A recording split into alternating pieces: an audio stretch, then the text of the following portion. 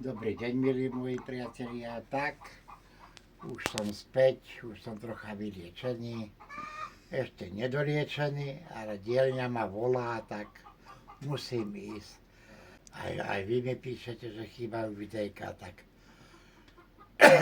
zo začiatku aspoň takéto niečo. Som teda patý troška, ale to nevadí. Vlasy sa upravia, všetko bude. Útorok si idem po nové zuby.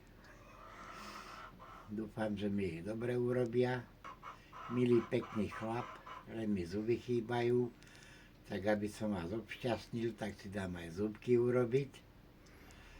Teraz pracujem na takejto motorke. Ale nebojte sa, zákazky pomaly, ale isto robím. To bude hojdačka. Tak takéto niečo. Poďte troška vedľa. Tu mi odišli svetlá. Ďalšie výdavky mám. Pes ma tu chodí navštevovať, tak mám aj také stiesnenie podmienky, že ma pes vytláča z dielny. Robím aj takúto Tatru vetriesku na zákazku, takže dúfam, že sa bude zákazníkovi páčiť.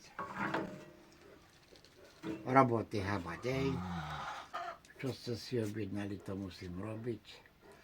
Na najhorší mesiac bude mať marec, apríl.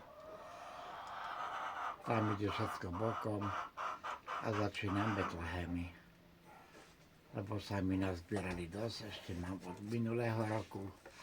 Tak aby sa ušlo všetkým, mám čo robiť. Tak vám ďakujem, že ma sledujete.